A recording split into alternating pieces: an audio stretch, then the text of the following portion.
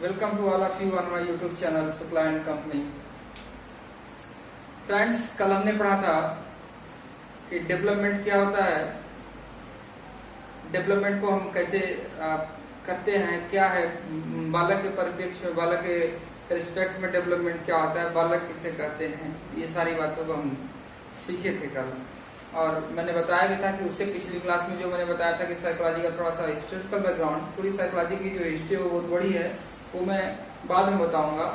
लेकिन अब आज में सीखने वाले हैं हम लोग, आज मैं जो आपको बताऊंगा वो है चाइल्ड डेवलपमेंट के जो डोमेन है वो क्या होते हैं, चाइल्ड डेवलपमेंट के कारण क्या हैं, और कुछ प्रिंसिपल ऑफ डेवलपमेंट हम पढ़ाएंगे आपको। ठीक है, कल मैंने डेवलपमेंट और ग्रोथ में डिफरेंस आप लोगों को क्लियर कर दिया होगा, और जो ये वीडियो देखे होंगे यदि वो प्रीवियस ईयर पेपर देखें तो उनको ये स्पष्ट हो जाएगा, ये बताने की जरूरत नहीं पड़ेगी कि उससे क्वेश्चन बाहर नहीं आ रहे हैं, उसी से क्वेश्चन कवर हो रहे हैं और हर साल क्वेश्चन आ रहे हैं। दोस्त, डियर फ्रेंड्स, विश्वास रखिए मुझ पे, मैं जो पढ़ा रहा हूँ उससे बाहर नहीं क्वेश्चन आएंगे। और दूसरी ये चीज की जो मैं पढ़ा रहा हूँ वो कंटेंट आपको सफिशिएंट है और सही है, ऐसा नहीं कि इरिलेवेंट चीज मैं पढ़ा रहा हूँ, जो रिलेवेंट है वही मैं पढ़ा रहा हूँ। रंग देखिए, विश्वास, टीचर पे विश्वास रखना बहुत बड़ी बात होती है।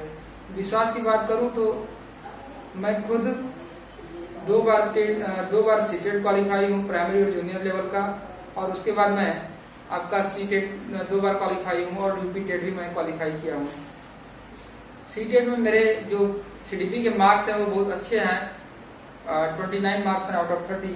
तो आप थोड़ा विश्वास कर सकते हो, मार्क्स माने नहीं रखते, हो सकता है जो 22 पाया हो, 20 पाया हो, वो उसका नॉलेज हो, एक्सटेंसिव नॉलेज हो, इसमें कोई दो राय नहीं है, मार्क्स के पीछे नहीं कह रहा हूँ। लेकिन हाँ, आज के समय में आपको कम से कम कंपटीशन करना है तो मार्क्स तो माने रखते हैं, और मार्क्स वही बताएगा जो मार्क्स पाएगा।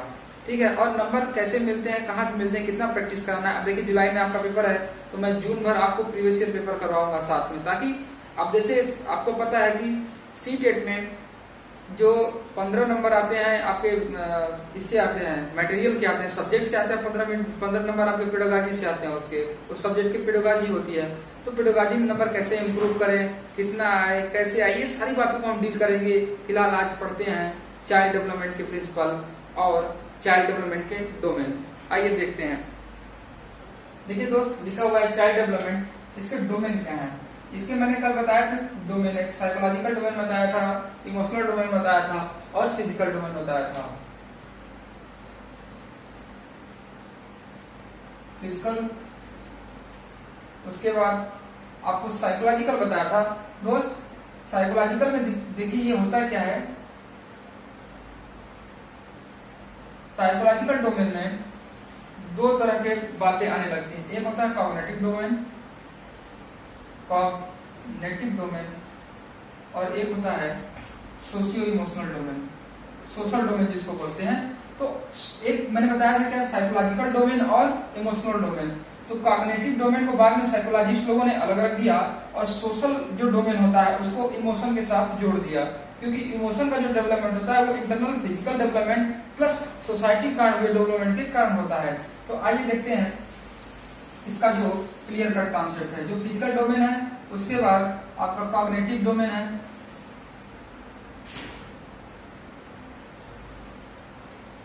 और उसके बाद आपका सोशियो इमोशनल डोमेन है।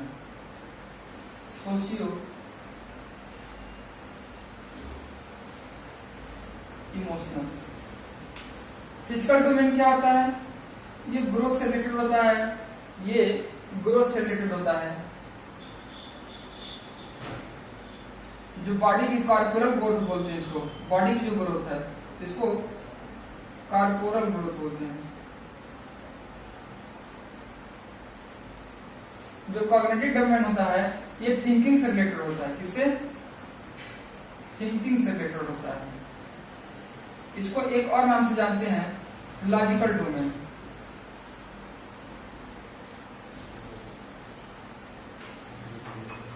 कॉग्निटिव डोमेन किसके नाम से जानते हैं? कॉग्निटिव डोमेन रिलेटेड किससे होता है? थिंकिंग से रिलेटेड होता है। इसके एक और नाम होता है लॉजिकल डोमेन। और सोशियो इमोशनल डोमेन क्या होता है?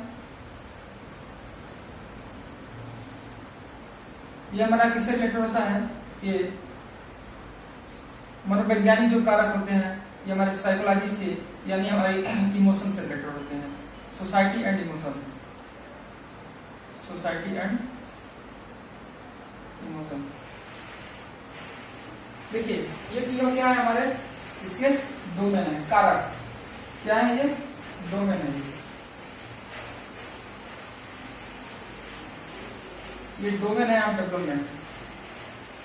चाइल्ड डेवलपमेंट के मैंने क्या बताया, तीन डोमेन, तीन प्रमुख कारक। जैसे अब देखिए मैंने क्या बताया, चरणबद्ध तरीके से हम पढ़ते हैं चाइल्ड डेवलपमेंट को। उसमें क्या होता है, भ्रूणावस्था होती है, मतलब जन्म से पूर्व की अवस्था होती है। उसके बाद जन्म के बाद की अवस्था होती है, मतलब बाल्याकाल, किशोराकाल, शैशवाकाल, जितने भी काल हैं सब में हम इन्हीं तीनों के बारे में पढ़ेंगे। कि जब बच्चा छोटा था तो उसकी फिजिकल ग्रोथ कैसे हुई, बड़ा हुआ तो और फिजिकल ग्रोथ कैसे हुई, और बड़ा हुआ तो फिजिकल ग्रोथ कैसे हुई।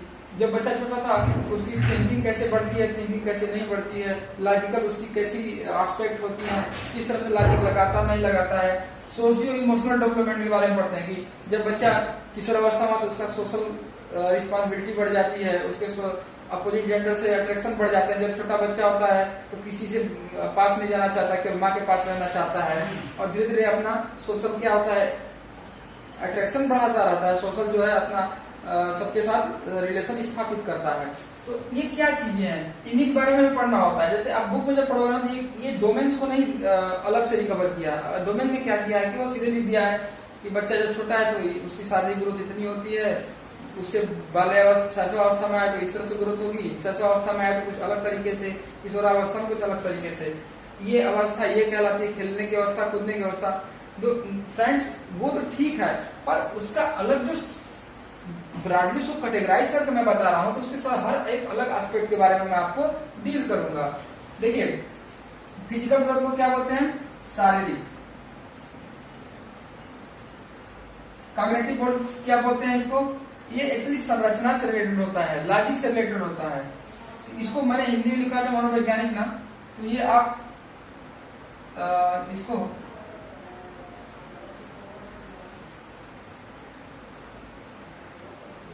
कॉग्निटिव डेवलपमेंट मतलब कॉग्निटिव मनोवैज्ञानिक, और सोशियो इमोशनल मतलब सामाजिक भावनात्मक।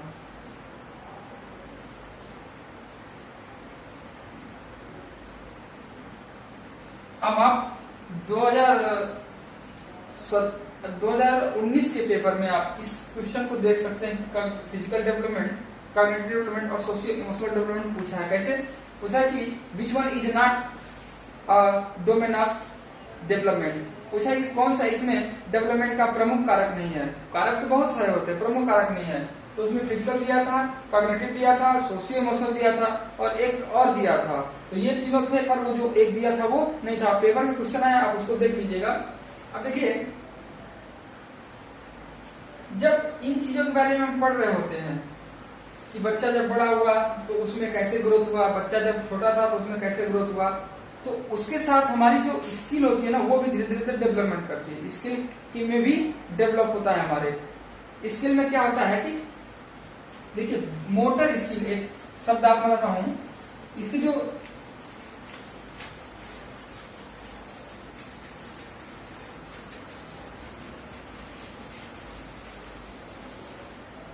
गतिक कौशल होती है, गतिक कौशल, इसके बारे में भी पूछा है। कैसे पूछा है एग्जाम में वो भी मैं पूछा बताता हूं। ये भी पेपर में आया क्वेश्चन, गतिक कौशल, मोटर स्किल्स। जब बड़ा होता है बच्चा, छोटा है तो माँ की गोद में है, धीरे धीरे बड़ा हुआ तो चलना शुरू किया घुटनों के बल, उससे बड़ा हुआ तो पैर के बल, धीरे धीरे और बड़ा हुआ तो अपने पूरे हर काम को करना शुरू कर देता है, सारी क्रियाकलापों करता है, पढ़ना लिखना हर तरह के कार्य करता है।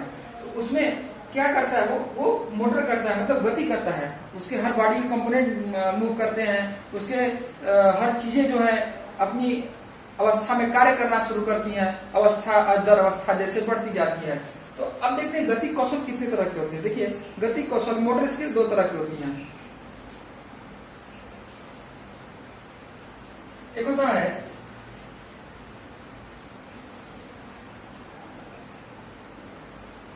सूक्ष्म गतिक कौशल, सूक्ष्म गतिक कौशल, और दूसरा होता है कौन सा, स्थूल गतिक कौशल।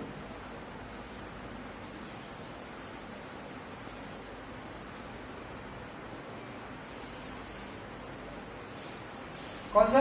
सूक्ष्म गति कौशल। और दूसरा क्या है? स्थूल गति कौशल। देखिए सूक्ष्म गति कौशल क्या है? बच्चा जब छोटा होता है तो उसकी मांसपेशियां बहुत कमजोर होती हैं, बड़ा हुआ थोड़ी मजबूत हुई और बड़ा हुआ और मजबूत हुई, तो मांसपेशियों का जो विकास होता है उसी के आधार पे हम गति कौशल का विकास समझ पाएंगे। सूक्ष्म गति कौशल उन गति कौशल को कहते हैं जिसमें छोटे मसल्स का यूज किया जाता है काम करने के लिए। कम भुजाओं का मतलब छोटे मसल्स का जिसमें कम एनर्जी लगा के कम ऊर्जा के साथ हम काम कर पाते हैं, वो किसके अंतर्गत आते हैं? सूक्ष्म गति कौशल के अंतर्गत आते हैं। और वो जिसमें हमें थोड़ा और अधिक ऊर्जा का, जिसमें और अधिक मसल्स का यूज करना पड़ता है, वो कौन से कौशल होते हैं? वो सूक्ष्म गति कौशल होते हैं। ठीक है, तो एक्चुअली एनर्जी रिस्पेक्ट में किसकी मैं बात कर रहा हूँ? मसल्स के रिस्पेक्ट में बात कर रहा हूँ। यानी कि पढ़ने में खूब एनर्जी लग रही है, पढ़ने में कौन सा मसल लग रहा है?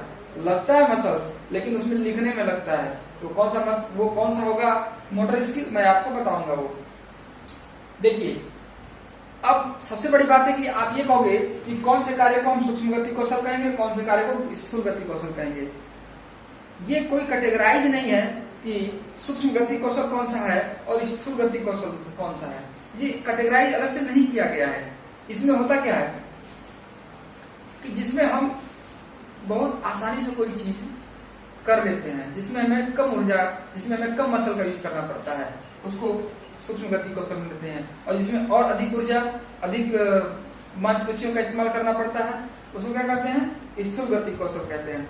अब जैसे कोई सामान उठाना है, ठीक है, यदि सामान उठाना है तो क्या करोगे आप?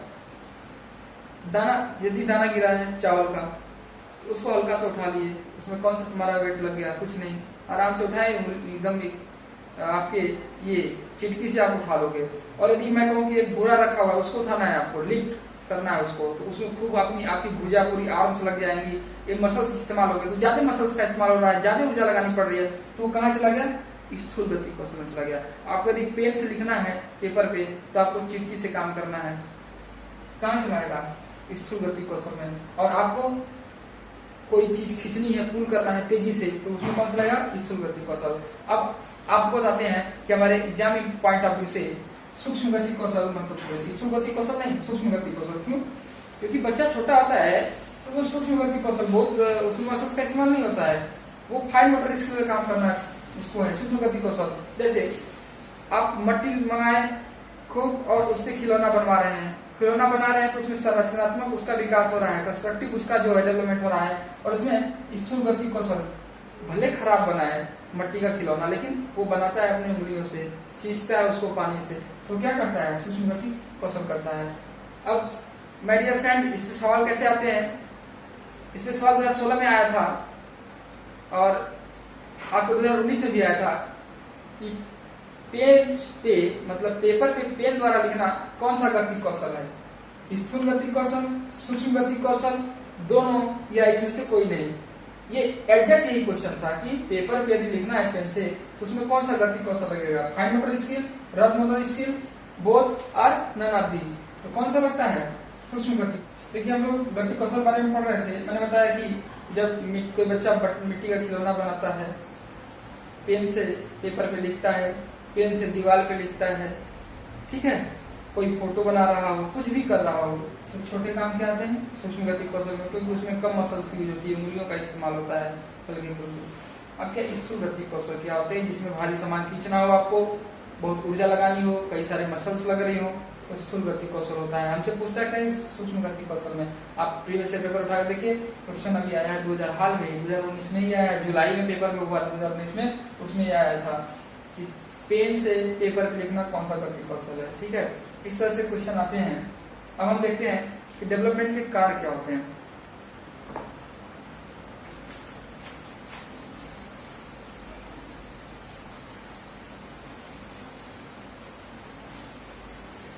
देखिए डेवलपमेंट के जो कारण होते हैं ना, वो बहुत सारे आप कह सकते हो, लेकिन प्रमुख मात्र दो कारण है। कौन कारण? दो कारण। कौन कौन से? देखिए,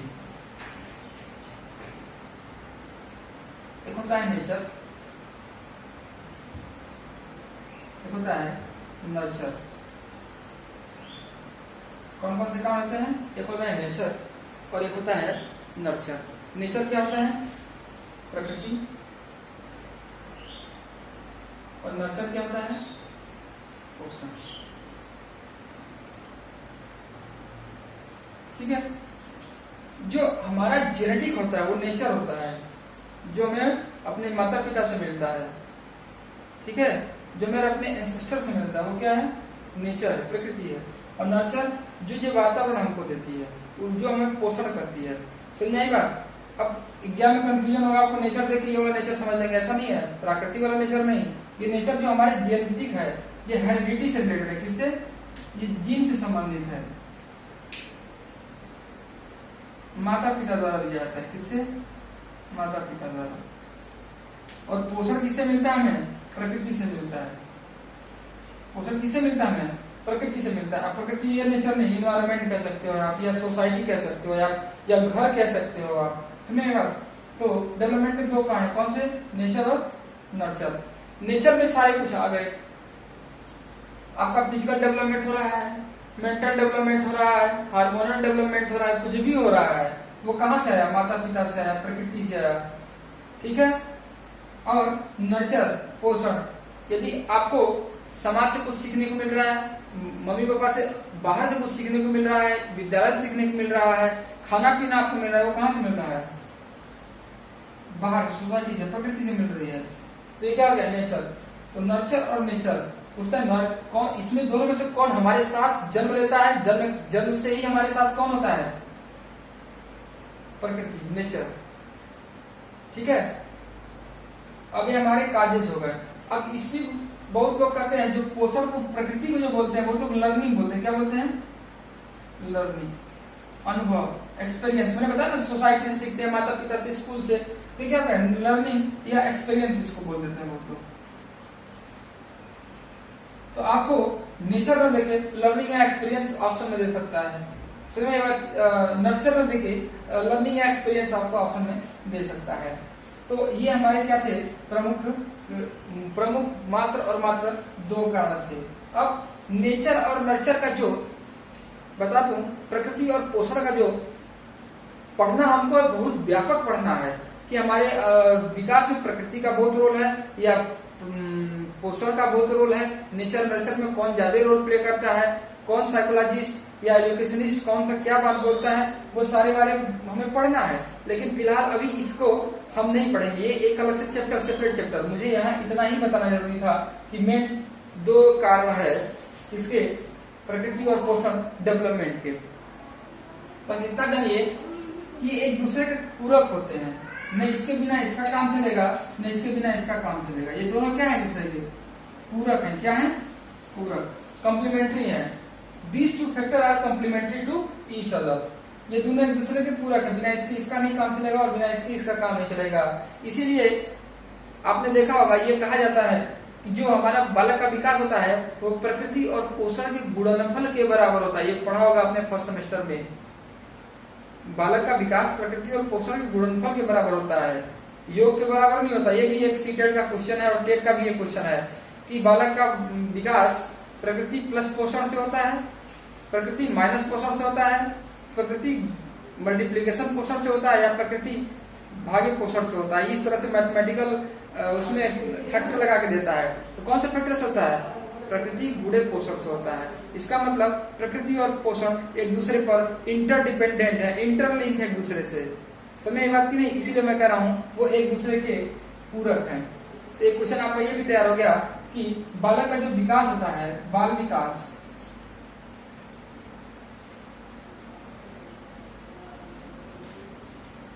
प्रकृति गुणे पोषण के हिसाब से होता है। किससे होता है? प्रकृति गुणे पोषण से होता है। क्वेश्चन कैसे आएगा? बाल विकास बराबर प्रकृति गुणे पोषण, पहला ऑप्शन। दूसरा ऑप्शन प्रकृति प्लस पोषण, तीसरा ऑप्शन प्रकृति माइनस पोषण, और चौथा ऑप्शन प्रकृति भाग्य पोषण। अब बता दूं आपको, ये दोनों ऑप्शन तो अपने आप एलिमिनेट हो जाते हैं, मैथ थोड़ी ना लगा रहे हैं, सब जानता है कि ये तो हो ही नहीं सकता। ये दोनों ऑप्शन आप अपने आप काट दोगे, लेकिन आप इसमें और इसमें बहुत भयंकर कंफ्यूज होगे। और जो ये बात जानता नहीं होगा ना, हकीकत में बता रहा हूँ, ये प्रकृति प्लस पोषण पे ही लगा के आएगा, कहेगा प्रकृति और पोषण दोनों से होता है हमारा बालक का विकास, तो प्रकृति प्लस पोषण कर देगा। ये भी नहीं है, ध्यान रखना है, इसको प्रकृति गुणे पोषण को आंसर देना है। किसको देना है? प्रकृति गुणे पोषण को देना है। अब आप लोगों के लिए होमवर्क है कि वह कौन से साइकोलॉजिस्ट थे जिन्होंने ये बात कही थी कि बालक का विकास प्रकृति गुणे पोषण से होता है। अब प्रकृति गुणे पोषण यदि बोलना हो आपको शाब्दिक अर्थों में, तो क्या प्रकृति गुणे पोषण बोलोगे, क्या बालक का विकास? नहीं। बालक का विकास कैसे होता है, आइए देखते हैं इसको हम शब्दों में कैसे लिखेंगे। देखिए, इसको लिखना होगा तो आप क्या लिखेंगे? बालक का विकास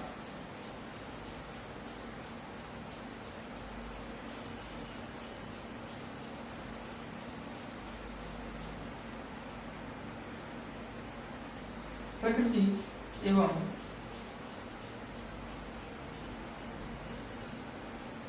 पोषण की अंतःक्रिया द्वारा होता है। किसके द्वारा होता है? अंतःक्रिया द्वारा होता है।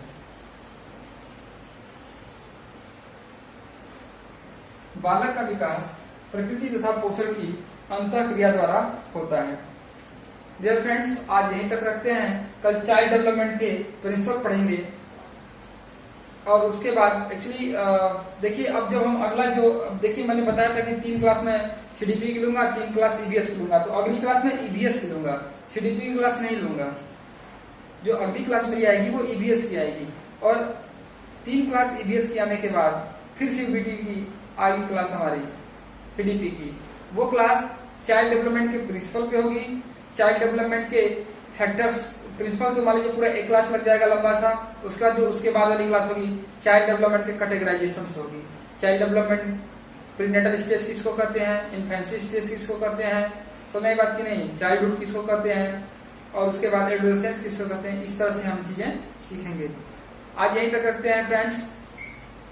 आप हमें अपने सुझाव हमारे कमेंट सेक्शन में जरूर दीजिए। जो हमारी आपको जो चीजें नहीं समझ में आती, जो क्यूरी है वो दीजिए। और आपको मैं क्वेश्चन अभी तो पढ़ा रहा हूँ, आप प्रीवियस ईयर के पेपर देखा करिए धीरे धीरे। जो चैप्टर मैं पढ़ा दिया हूँ उसके क्वेश्चन देखा करिए। मैं आपको क्वेश्चन छाट के, अब जैसे ईवीएस कल मैं पढ़ाऊंगा तो ईवीएस से पहले मैं 5 मिनट जितनी मैं बातें पढ़ाया, जो क्वेश्चन आए हैं उसके बारे में बताऊंगा। देखिए इस साल ये क्वेश्चन आया जो मैंने पढ़ाया, इस साल ये क्वेश्चन आया, फिर मैं कल ईवीएस की क्लास स्टार्ट करूंगा। तब तक के लिए धन्यवाद। जय हिंद, जय भारत।